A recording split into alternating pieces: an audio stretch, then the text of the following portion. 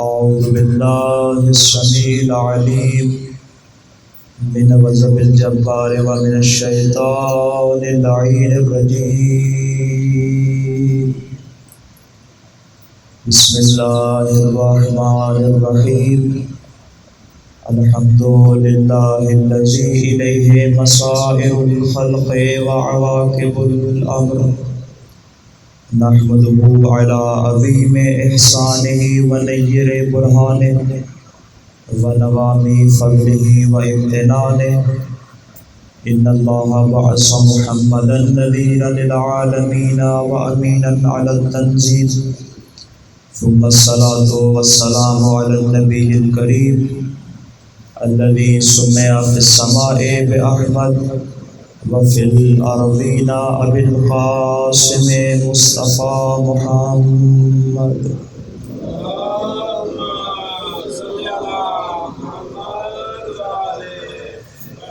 وعلى أهل بيته الطيبين الطاهرين المعصومين المظلومين المنتجبين المنتخبين الذين أذهب الله عنهم الرجس وطهرهم تطهيرا.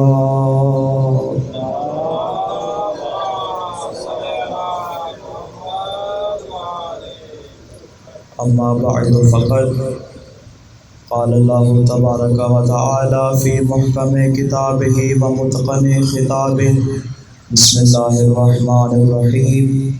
إن الدين عند الله الإسلام. صلوات.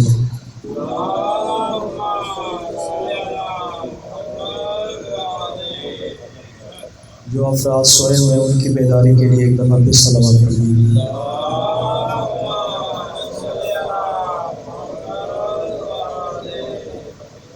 سامعین وقار، ارباب فکر و دانش، گفتگو ہماری عقائد تشیع کے حوالے سے چل رہی ہے. دین مبین اسلام جو کہ خداوند متعال کے نزدیک سب سے بہترین اور پسندیدہ دین ہے، اس دین کو جیسا کہ آپ احباب مجھ سے بہتر جانتے ہیں کہ دو حصوں میں تقسیم کیا جاتا ہے. کچھ ہیں اصول دین اور کچھ ہیں فروع دین. جہاں تک تعلق ہے فروع دین کا تو اس میں انسان پر ضروری ہے، اکثر علماء نے یہ لکھا اور جتنے بھی بزرگ مجتہدین ہیں انہوں نے اپنی توضیح المسائل کی ابتدا میں یہ لکھا کہ فروعات دین میں تقلید انسان پر ضروری ہے. یعنی تقلید کا جو مسئلہ ہے وہ فقط فروعات دین تک ہے. تو اس کا مطلب یہ ہوا کہ جو اصول دین ہے اس میں تقلید واجب نہیں بلکہ حرام ہے. توجہ چاہوں گا. مثال دیتا ہوں. ہم اللہ کو اس لیے ایک نہیں مانتے کہ ہمارے ماں باپ نے بتایا. ہم رسول خدا کو آخری پیغمبر اس لیے نہیں مانتے کہ کسی مجتہد نے بتایا. ہم اپنے ائمہ کو معصوم اس لیے نہیں مانتے کہ ہم نے کسی سے سن لیا. ہم اپنے اماموں کو 12 اس لیے نہیں مانتے کہ ہم نے کسی کتاب میں پڑھ لیا. ان تمام چیزوں کی نفی کرتے ہوئے تو اصول دین ہم نے اگر قرار دیے، اگر ہم نے اللہ کو ایک سمجھا، اگر ہم نے اللہ کو عادل سمجھا، اگر ہم نے 1,24,000 انبیاء کو سمجھا، اگر ہم نے 12 اماموں کو سمجھا، اگر ہم نے معاد کو سمجھا تو اس لیے سمجھا کہ ہماری عقل کہتی ہے. ہماری عقل یہ کہتی ہے کہ جو تمہارا رہبر، پیشوا اور لیڈر ہو اس کو معصوم ہونا چاہیے.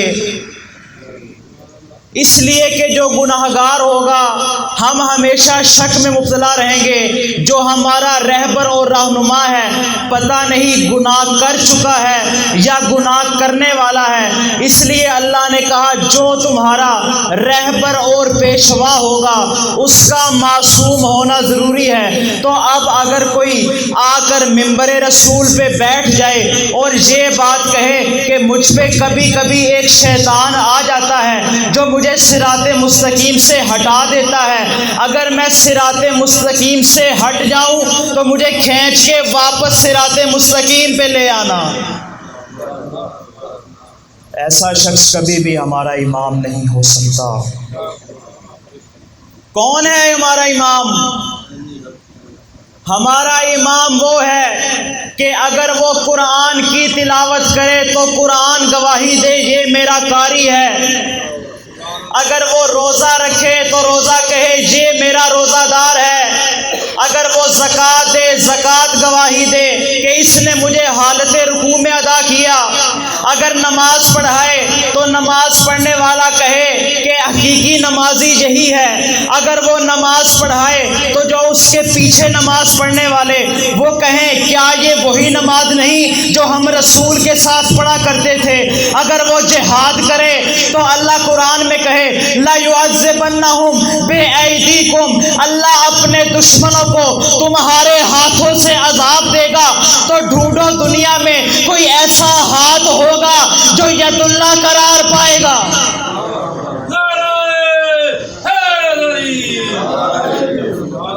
ہم نے ایسوں کو امام مانا ہے، ایسے معصوم ہیں ہمارے امام، اور میں آج عقیدہ عصمت کو بیان کروں گا کہ ہم جو کہتے ہیں ہمارے امام معصوم ہونے چاہیے تو کیوں ہونے چاہیے؟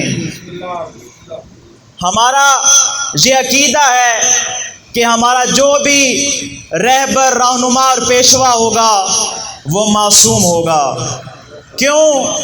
اس لیے کہ رسول خدا معصوم تھے، تو رسول خدا کی جگہ پہ جو آئے گا وہ بھی معصوم ہوگا۔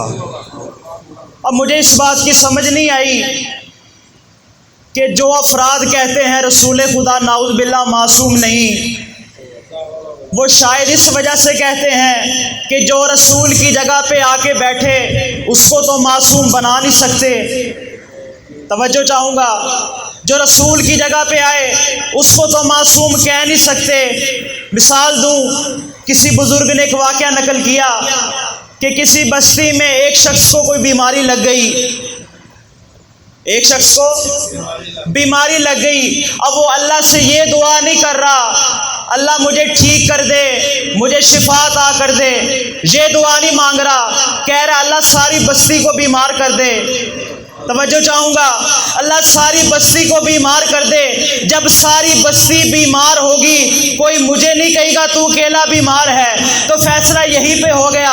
رسول خدا کے بعد جو آئے جنہوں نے خلافت کا دعویٰ کیا ان کو تو معصوم بنا نہیں سکتے تھے، اس بنا پر کہہ دیا کہ رسول بھی غیر معصوم ہے۔ میں کہوں گا ایسوں کو لا کر رسول کے ممبر پہ جو بٹھا دیا تو فیصلہ یہی پہ کرنا چاہیے کہ رسول اگر معصوم ہے تو رسول کی جگہ پہ جو آئے گا وہ بھی معصوم ہوگا۔ تو یہاں پہ فیصلہ اب آپ لوگوں کے ہاتھ میں ہے۔ مجھے یہ بات سمجھ میں آ گئی کہ جب رسول خدا نے فتح مکہ کے موقع پر علی ابن ابی طالب کو کہا کہ یا علی کعبہ میں جتنے بھی بت پڑے ہیں جا کر ان کو توڑ دو، مجھے یہ بات پہلے سمجھ نہیں آئی۔ جب میں نے اس میں غور و فکر کیا تو نتیجہ میرے سامنے آ گیا کہ اگر رسول علی کے علاوہ کسی اور کو بھیج دیتے اور وہ بت کے سامنے جاتا تو بت اس کی آنکھوں میں آنکھیں ڈال کے کہتا کل تک تو مجھے پوچھتا رہا، آج مجھے ہی توڑنے آ گیا ہے۔ نعرہ تکبیر، نعرہ رسالت، نعرہ حیدری۔ اس لیے ہم کہتے ہیں جو رسول کی جگہ پہ آئے وہ معصوم ہو۔ یہ تو ہوگی ہماری دلیل۔ اچھا، جو افراد کہتے ہیں نعوذ باللہ رسول خدا معصوم نہیں تھے، وہ ایک قرآن کی آیت پیش کرتے ہیں۔ آج تک میں نے جتنی بھی آیات پیش کی اس میں آپ نے دیکھا ہوگا کہ ان آیات کا غلط معنی بیان کیا جاتا ہے۔ آپ نے اکثر ملاحظہ کیا ہوگا جتنے بھی شبہات یا اعتراضات کیے گئے ان میں آیات کا غلط معنی پیش کیا گیا۔ قرآن کا 80واں سورہ سورہ عبس، اس کی پہلی آیت عبسا و تولا ان جاءہ الاعمی، کہ عبس کہتے ہیں منہ بنانا، منہ بگاڑنا، جس کو ہم کہتے ہیں کہ اپنی شکل بگاڑ لینا۔ عبس کسے کہتے ہیں؟ منہ بنانے کو۔ عبسا، اس نے منہ بگاڑا، وتولا، اور اپنا منہ پھیر لیا۔ توجہ ہے اب آپ کی؟ اس نے منہ بنایا اور منہ موڑ لیا۔ تو جو افراد کہتے ہیں رسول خدا نعوذ باللہ معصوم نہیں، وہ کہتے ہیں الیاذ باللہ یہ آیت رسول خدا کے بارے میں آئی کہ رسول خدا کو اللہ نے کہا کہ آپ نے منہ بنایا اور منہ پھیر لیا۔ اگر وہ معصوم ہوتے تو کبھی ایسا کام نہ کرتے۔ توجہ چاہوں گا، اب اس آیت کی صحیح تفسیر ہم نے سمجھنی ہے محمد و آل محمد سے۔ جب کسی نے سوال کیا چھٹے امام سے کہ مولا اس آیت میں کیا مراد ہے، امام نے کہا تم اس سے کیا سمجھے؟ کہا لوگ تو کہتے ہیں یہ آیت رسول خدا کے بارے میں نازل ہوئی۔ تو امام نے ارشاد فرمایا اگر یہ رسول خدا کے بارے میں نازل ہوئی تو اللہ رسول خدا کو یہ نہ کہتا انک لعلی خلق عظیم، آپ سب سے بہترین اخلاق کے مالک ہیں۔ تو کہا مولا اس آیت میں کیا مطلب ہے؟ امام نے ارشاد فرمایا اس آیت میں مطلب یہ ہے کہ کوئی اس دربار میں موجود تھا، کوئی رسول کے محضر میں ایسا موجود تھا کہ جس نے مکروہ سی شکل بنا رکھی اور پھر اس نے اپنا منہ پھیر لیا۔ راوی نے سوال کیا مولا مجھے سمجھ نہیں آئی، اس کی وضاحت کیجئے۔ امام نے کہا اگر یہ آیت رسول خدا کے بارے میں آئی ہوتی تو اللہ کہتا اے میرے حبیب، اے میرے محمد، اے میرے رسول، آپ نے منہ موڑ لیا، آپ نے منہ بنا لیا، جبکہ اللہ یہ نہیں کہہ رہا۔ اللہ کہہ رہا ہے اے میرے پیارے حبیب، اے میرے پیارے رسول، عبسا و تولا، کوئی آپ کی بارگاہ میں ایسا موجود ہے کہ جس کو اپنی دولت پہ بہت ناز تھا کہ جب اس کے پاس ایک اندھا فقیر آیا، اس نے آ کر اس سے سوال کیا، اس نے فقیر کو منہ چڑھاتے ہوئے منہ پھیر لیا۔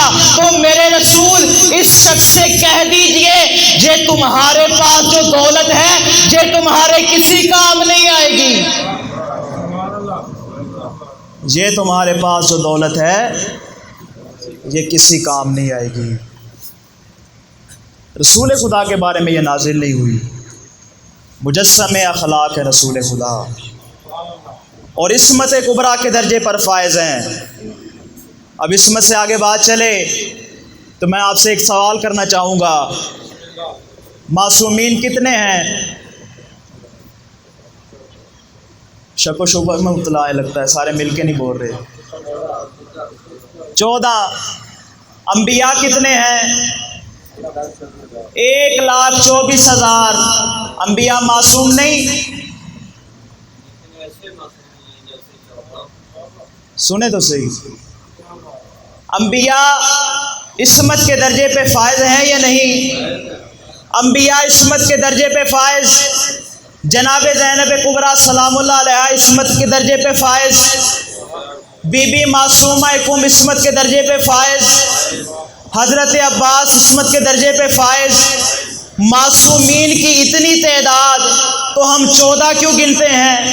اس لیے کہ عصمت کے بھی کئی درجات ہیں، ایک ہے عصمت کبریٰ، ایک ہے عصمت صغریٰ۔ عصمت کبریٰ ہے فقط ان 14 کے لیے، اور عصمت صغریٰ ہے باقی انبیاء اور باقی ہستیوں کے لیے۔ کیا فرق ہے دونوں میں؟ جو عصمت کبریٰ کے درجے پہ فائز ہو وہ کبھی ترک اولا نہیں کرتا، جو عصمت صغریٰ پہ ہو وہ ترک اولا کر سکتا ہے۔ یہ بات آپ بھی جانتے ہیں، کئی انبیاء سے ترک اولا ہوا، جیسا کہ حضرت آدم نے ترک اولا کیا۔ جب اللہ نے کہا آدم اس درخت کے پاس نہ جانا، آدم نہیں رکے، اس درخت سے جا کے تناول کر لیا۔ تو اللہ نے کہا آج کے بعد سے آپ نے جو ترک اولا انجام دیا آپ اس جنت میں نہیں رہ سکتے۔ اگر اس پھل کو، جس طرح بائبل میں لکھا ہے کہ وہ سیب کا پھل تھا، لیکن جب مولا کائنات سے پوچھا گیا وہ کون سا درخت تھا تو آپ نے ارشاد فرمایا وہ گندم کا درخت تھا۔ یہ بات وہی بتا سکتا ہے جو اس وقت وہاں پہ موجود ہو۔ تو آدم نے ترک اولا کیا۔ اب ایک حدیث ہے بہت ہی مشہور و معروف، اس کو نقل کرنا چاہوں گا۔ مولا کائنات فرماتے ہیں الانسان حریص علی ما منع، انسان کو جس چیز سے روکا جائے اسی کی طرف بھاگ کر جاتا ہے۔ آپ نے یہ بات نوٹ کی ہوگی، عام روٹین میں یہ بات ہمارے سامنے نظر آتی ہے۔ مثال کے طور پہ ہم عام طور پہ چینی کھاتے ہیں، میٹھا کھاتے ہیں تو ہمیں اتنا احساس نہیں ہوتا، لیکن اگر شوگر ہو جائے اور میٹھا کھانا بند ہو جائے تب ہمیں پتہ چلتا ہے کہ میٹھا کیا چیز ہے، اور میٹھا کھانے کا دل بھی تب زیادہ کرتا ہے جب شوگر ہو جائے۔ توجہ چاہوں گا، یعنی جب اس کو روک دیا گیا اس کی لالچ بڑھ گئی، اس کا حرص بڑھ گیا۔ کہا یہ بنی نوع آدم میں یہ بات کہاں سے آئی؟ توجہ چاہوں گا کہ انسان کو جس چیز سے روکا جائے اس میں یہ چیز کہاں سے آ گئی؟ تو مولا نے ارشاد فرمایا آج سے 10,000 سال پہلے اللہ نے آدم کو کئی بار روکا تھا اس شجرہ کے پاس نہ جانا۔ اب اس کو کھانا حرام نہیں تھا، آدم نے کہا اگر تناول کر لوں تو کیا ہو جائے گا، عصمت کے درجے پہ پھر بھی فائد رہوں گا۔ آج سے 10,000 سال پہلے اللہ کے کئی بار منع کرنے کے باوجود آدم نہیں رکے، اس شجرہ سے تناول کر لیا، تو یہ بات نسلوں میں آ گئی۔ توجہ چاہوں گا، اب یہ بات نسلوں میں آ گئی، تو اب اگر رسول خدا کسی کو روک دیں کہ فلاں کام سے رک جاؤ اور وہ نہ رکے تو سمجھ لو کہ نسلوں میں عادت آ چکی ہے، نسلوں میں بات آ گئی ہے کہ وہ اس چیز سے نہیں رک سکتے۔ عصمت کو بیان کر رہا ہوں یہاں پہ، عصمت کے ساتھ میں آگے ایک اور عقیدہ انشاءاللہ بیان کروں گا تاکہ باقی کی جو مجالس رہ گئی اس میں مزید عقائد کو بیان کر سکیں۔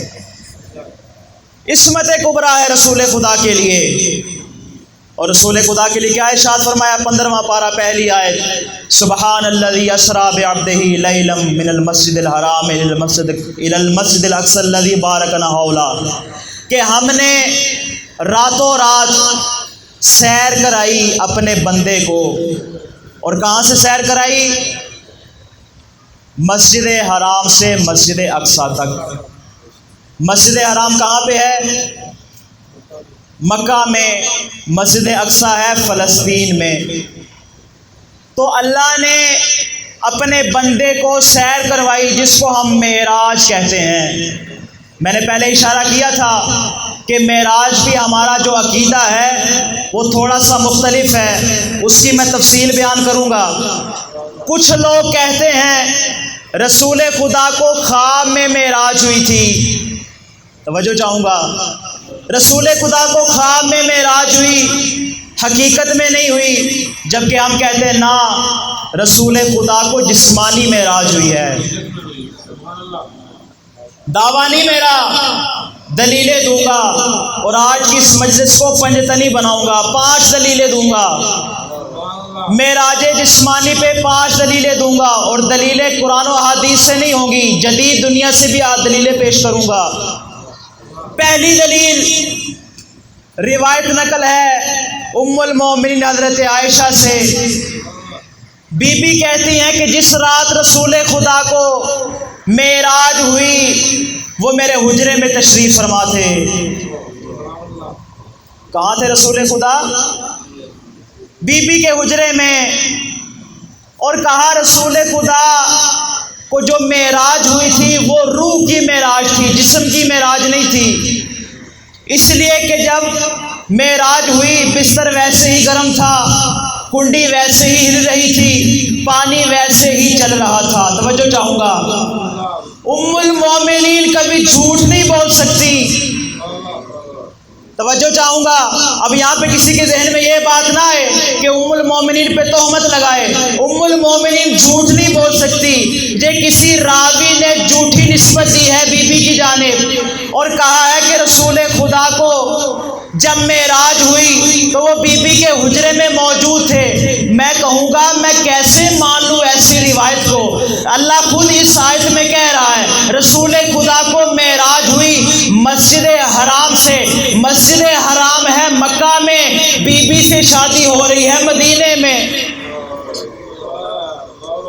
تو جب بیوی کے ساتھ شادی ہوئی ہی نہیں تو وہ کیسے کہہ سکتی ہیں رسول خدا میرے حجرے میں تھے؟ پہلی دلیل، رسول خدا کو جسمانی معراج ہوئی۔ دوسری دلیل، سائنسی دلیل پیش کروں گا اپنے نوجوانوں کے لیے، بچوں کے لیے۔ سائنسدان یہ کہتے ہیں کہ اگر اس دنیا سے باہر کوئی انسان جانا چاہے، جس کو ہم کہتے ہیں خلا، اگر کوئی خلا میں جانا چاہے تو وہ سپیڈ آف لائٹ سے جائے گا، سپیڈ آف لائٹ، جس کو ہم نور کہتے ہیں۔ توجہ چاہوں گا، اگر خلا سے باہر کسی کو جانا ہے تو وہ کس سے جائے گا؟ نور کی رفتار سے جائے گا، سپیڈ آف لائٹ سے جائے گا۔ تو لہذا جو افراد کہتے ہیں رسول خدا کی روح کو معراج ہوئی، جسم کو نہیں ہوئی، وہ کہتے ہیں چونکہ خلا سے باہر جانا ایسے ممکن ہی نہیں تھا، اس لیے رسول خدا جسم کے ساتھ نہیں گئے۔ میں کہوں گا یہی تو ہمارا اور ان کا اختلاف ہے۔ وہ کہتے ہیں رسول خدا جسم سے، وہ کہتے ہیں رسول خدا جسم سے، ہم کہتے ہیں نور ہے۔ وہ کہتے ہیں رسول خدا خاکی تھے، وہ خاک کے اعتبار سے جائیں گے۔ ہم کہتے ہیں نہیں، رسول خدا نور ہے، وہ نور کی رفتار سے جائیں گے۔ رسول خدا جسم کے ساتھ اس لیے گئے کہ وہ نور کے بنے تھے، تو نور کو نور کی رفتار ہی معراج کروا سکتی ہے۔ دوسری دلیل، رسول خدا کو جسمانی معراج ہوئی۔ تیسری دلیل پیش کروں؟ متوجہ ہے یا چھوڑ دو یہیں پہ؟ اگر متوجہ ہیں تو باجماعت صلوات پڑھ لیجیے۔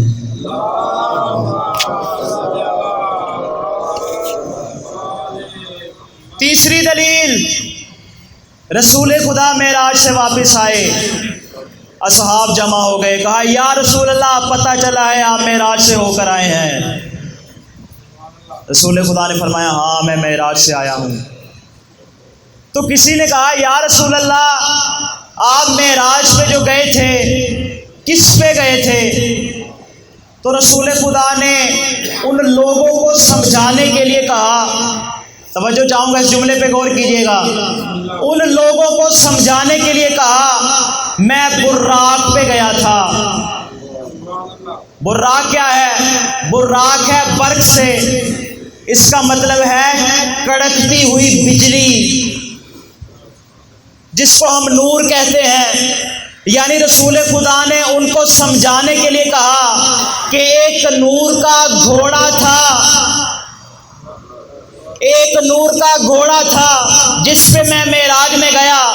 تو مصوروں نے اسی کے مطابق تصویریں بنا لی، کسی نے پروں والا گھوڑا بنا لیا، کسی نے سفید رنگ کا گھوڑا بنا لیا کہ رسول خدا گھوڑے پہ بیٹھ کے معراج پہ گئے تھے۔ حالانکہ وہ گھوڑا نہیں تھا، وہ نور تھا، جس نور پہ سوار ہو کے رسول خدا معراج پر گئے تھے۔ تو میں کہوں گا جن لوگوں کی عقلیں تھی ہی گھوڑوں جیسی، ان کو سمجھانے کے لیے رسول نے کہا ہاں گھوڑا تھا جس پہ میں بیٹھ کے معراج پہ گیا تھا۔ نور کی رفتار سے گئے ہیں رسول خدا۔ اگلی دلیل، سائنس آج یہ بات ثابت کرتی ہے کہ انسان کے جسم کے ساتھ جتنی بھی چیزیں متعلق ہیں، ریلیٹیوٹی، گریوٹی یا اس کے علاوہ دیگر چیزیں جس کو ہم کشش ثقل بھی کہتے ہیں، یہ جتنی بھی چیزیں ہیں یہ انسان کے جسم سے متعلق ہیں، روح سے متعلق نہیں ہیں۔ انسان اگر اپنے ہاتھ سے کوئی چیز اٹھاتا ہے اس کا تعلق اس کے جسم کے ساتھ ہے، روح کے ساتھ نہیں۔ آسان الفاظ میں کہوں، علم فزکس کے جتنے بھی قوانین ہیں وہ انسان کے جسم پہ آتے ہیں، روح پہ نہیں آتے۔ اب اللہ یہاں پہ کیا کہہ رہا ہے؟ سورہ اسراء میں اللہ کہتا ہے پاک ہے وہ ذات جو اپنے بندے کو رات میں لے گئی۔ توجہ چاہوں گا، دن اور رات جسم کے لیے ہوتی ہے، روح کے لیے نہیں ہوتی۔ اگر تو یہ جسم نہ ہوتا، صرف روح ہوتی، تو اللہ کہتا میں نے معراج کروا دی، فرق نہیں تھا دن کو کروائے یا رات کو کروائے۔ اب اگر اللہ کہہ رہا ہے میں نے رات کو کروائی تو اس کا مطلب ہے جسم تھا تو رات کو معراج ہوئی۔ چوتھی دلیل، آخری دلیل پیش کروں، پریشان تو نہیں ہو گئے؟ مل کے صلوات پڑھ دیجئے۔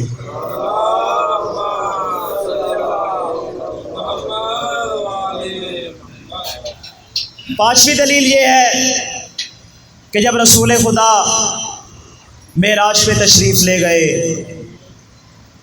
تو وہاں پہ کچھ ایسے امور انجام پائے کہ جس کے لیے جسم کا ہونا ضروری تھا۔ اب میں اس کے لیے تھوڑی سی تمہید بیان کروں گا، نتیجہ انشاءاللہ اس کا آخر میں دوں گا۔ ایک اصطلاح ہے فرسٹ کریشن، عربی میں جس کو کہتے ہیں صادر اول، اردو میں کہتے ہیں پہلی مخلوق۔ آپ نے جو سب سے پہلے اپنے ہاتھوں سے چیز بنائی وہ آپ کے ہاتھوں کی مخلوق ہے، یعنی آپ کے ہاتھوں کی بنی ہوئی، خلق شدہ۔ اب اللہ نے سب سے پہلے جس چیز کو خلق کیا وہ ایک نور تھا،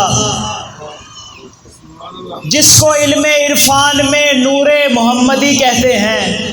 توجہ، سب سے پہلا جو نور خدا نے خلق کیا وہ ہے نور محمدی۔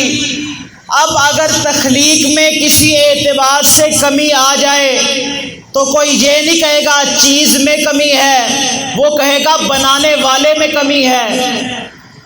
توجہ، اگر اللہ رسول خدا کے نور کو ناقص بنا دیتا تو بعد میں آنے والے کہتے اس میں نور محمدی کا قصور نہیں، جو خالق ہے وہ خالق کامل نہیں تھا۔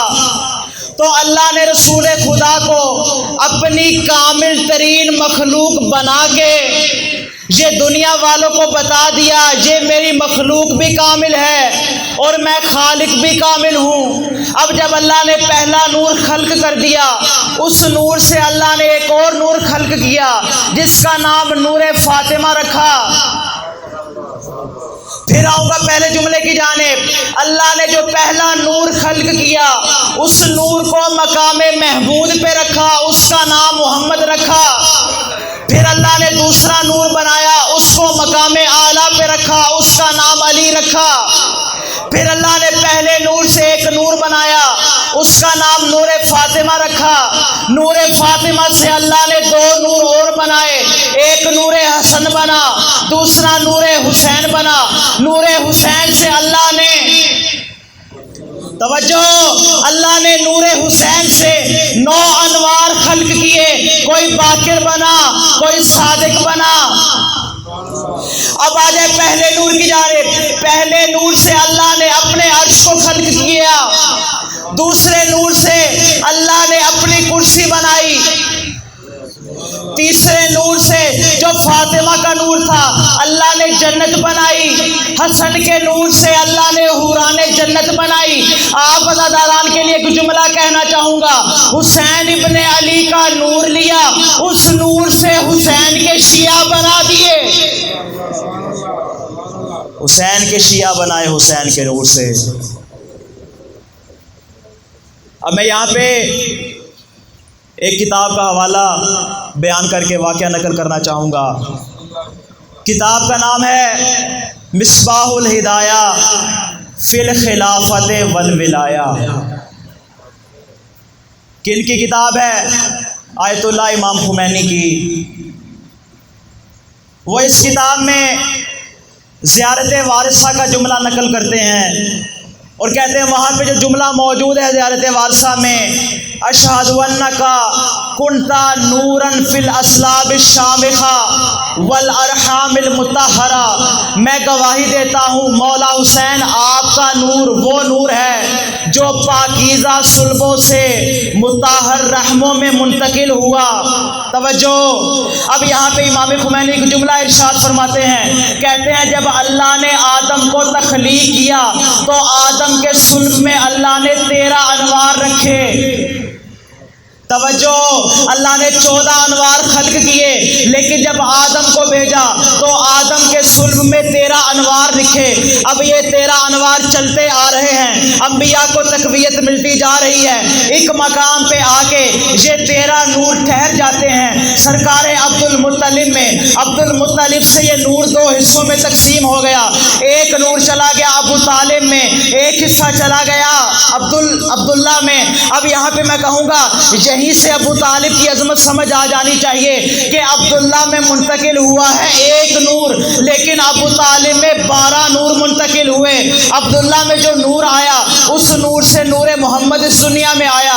अबू तालिब से अली का नूर आया, अली से बाकी 11 इमामों के नूर आए। अब सारे अनवार तो आ गए आदम से होते हुए, लेकिन एक नूर अब भी अर्श पे था, वो फर्श पे नहीं आया। मेराज का नतीजा देने लगा हूँ, सामीन आपकी नजर रहेगा। अब एक नूर मेराज पे था, वो जमीन पे आया नहीं था। अल्लाह ने उस नूर को जमीन पे लाने के लिए मोहम्मद को मेराज पे बुलाया। मोहम्मद आ जाओ, इस नूर फातिमा को जमीन पे ले जाओ। इस नूर फातिमा को जमीन पे ले जाओ।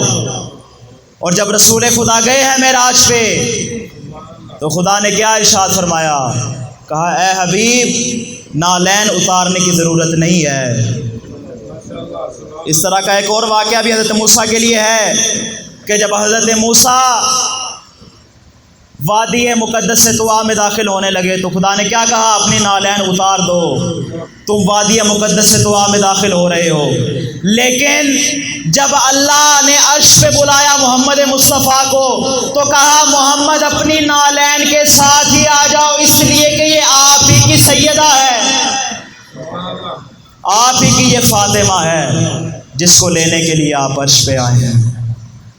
बस सामीन, आज वक्त बहुत ज़्यादा हो चुका, कल से भी ज़्यादा वक्त हो चुका। मैं अपनी गुफ्तगू को तमाम करूं, इंशाअल्लाह इससे मरबूत बाकी मतालिब ज़िंदगी रही तो कल इससे आगे बात बढ़ाएंगे। बहुत अज़मत है जनाब सैयदा की, और इसी अजीम माँ का बेटा है हुसैन इब्न। जैसे ही ज़ुबान पे हुसैन का नाम आता है तो एक अजीब सी गुर्बत महसूस होती है। मौला हुसैन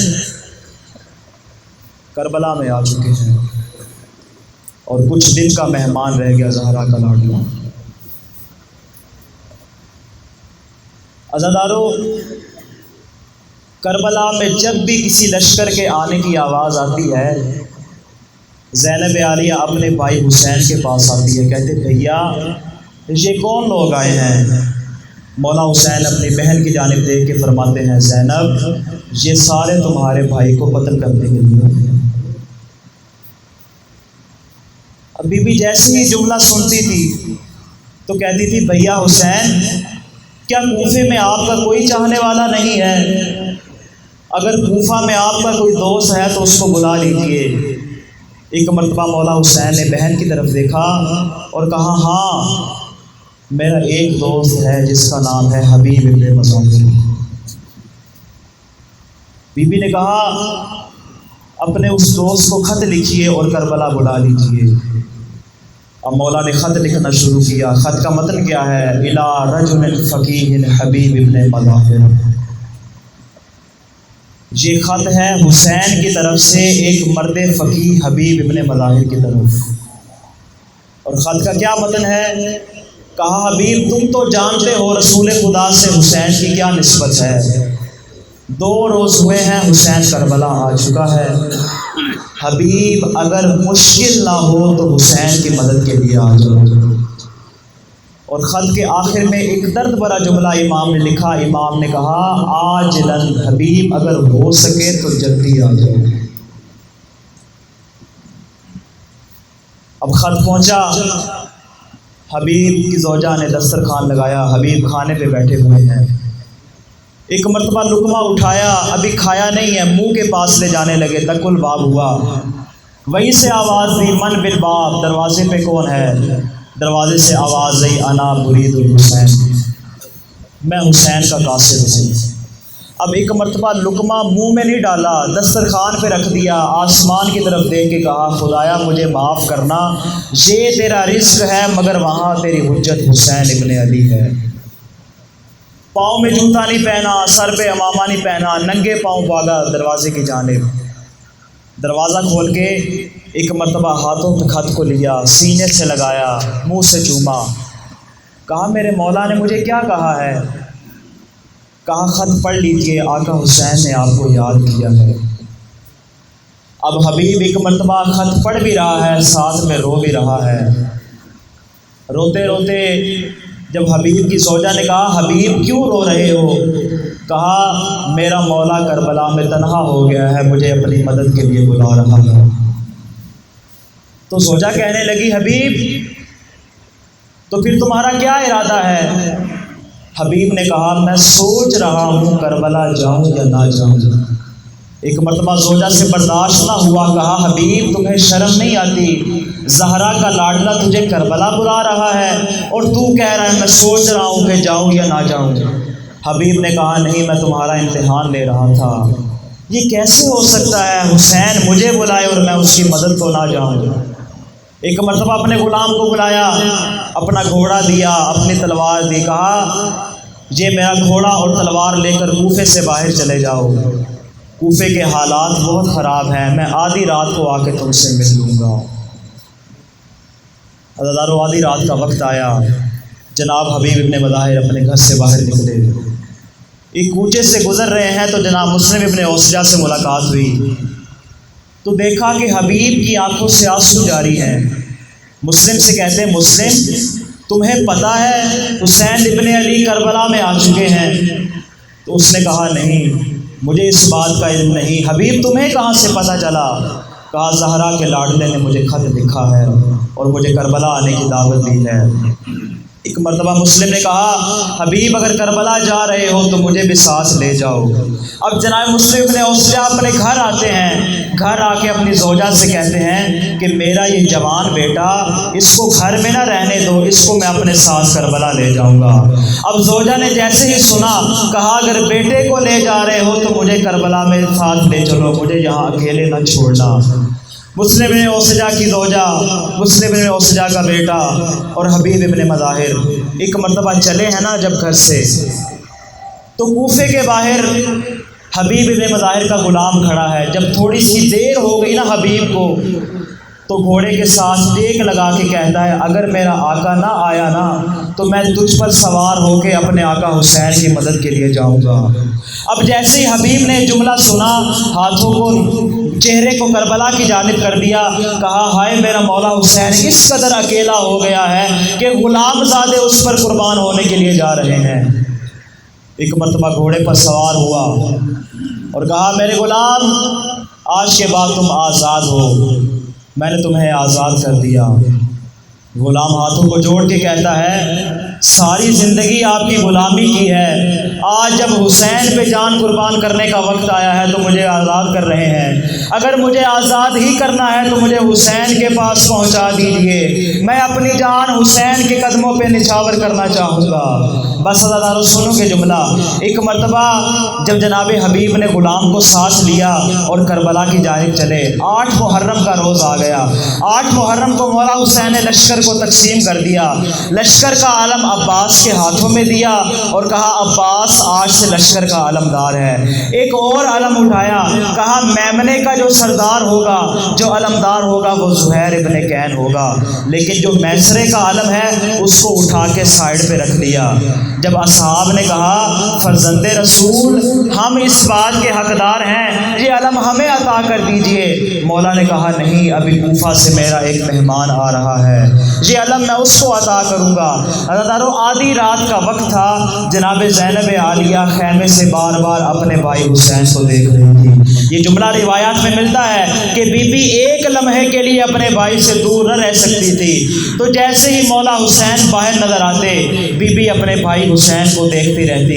ایک مرتبہ دیکھا مولا حسین اپنی کرسی سے اٹھے ہیں، کسی کے ساتھ ملاقات کی ہے، فضا سے کہا ہے فضا جا کر دیکھو تو صحیح آخر ایسا کون سا شخص آیا ہے جس کا استقبال حسین کھڑے ہو کر رہا ہے۔ ایک مرتبہ فضا نے دیکھا، کہا حبیب ابن مظاہر آیا ہے، مولا حسین نے اس کا استقبال کیا ہے۔ عزیزانو سنو گے درد بھرا جملہ، بی بی نے کہا فضا جا کے حبیب ابن مظاہر سے کہنا اے حبیب تمہیں علی کی بیٹی زینب سلام کہہ رہی ہے، اجرکم علی اللہ، اجرکم علی اللہ۔ بس ایک مرتبہ حبیب نے اپنے آپ کو مولا کے قدموں پہ گرا دیا، مولا نے حبیب کو اٹھایا اپنے سینے سے لگایا، ایک مرتبہ حبیب کی طرف دیکھ کے کہا حبیب غربت میں تم بہت زیادہ یاد آئے۔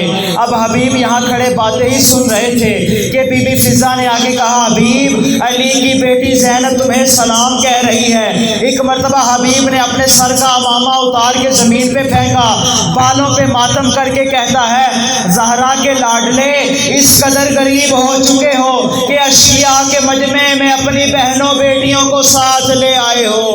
بس عزادارو روزے عاشور آیا، ایک مرتبہ حبیب کو میدان میں بھیجا، میدان میں بھیجنے کے بعد جب حبیب گھوڑے سے گرے نا اپنے آقا کو صدا دی، مولا حسین بھی لاشے پہ پہنچے، مسلم ابن اوسجہ بھی لاشے پہ پہنچے، تو ایک مرتبہ آقا حسین نے کہا کہ حبیب بتاؤ مجھ پر تم نے اپنی جان نچھاور کر دی ہے۔ تو حبیب نے کہا مولا بتائیے آپ راضی ہیں یا نہیں؟ کہا ہاں میں بھی راضی، میرا بابا علی بھی راضی، میرا نانا رسول بھی راضی۔ ایک مرتبہ مسلم نے اوسجہ سے کہا مسلم تمہارا آخری وقت ہے، میں تم سے ایک وصیت کرنا چاہتا ہوں، مسلم میرے بعد حسین کو کبھی تنہا نہ چھوڑنا، میں نہیں چاہتا حسین اکیلے رہ جائیں، اس لیے کہ اشقیاء کا مجمع ہے، یہ کوفی بہت ہی ظالم ہے، مولا حسین کو کسی حال میں تنہا نہ چھوڑنا۔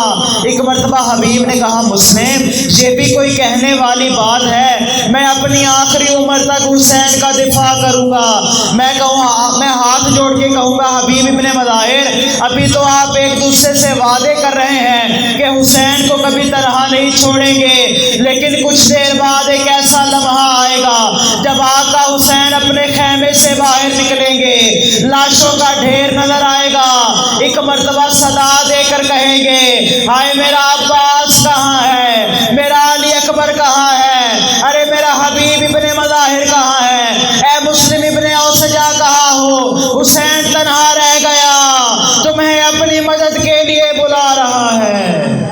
انا للہ و انا الیہ راجعون۔ وسيعلم الذين ظلموا أي منقلب ينقلبون، رزقا بقضائه وتسليما.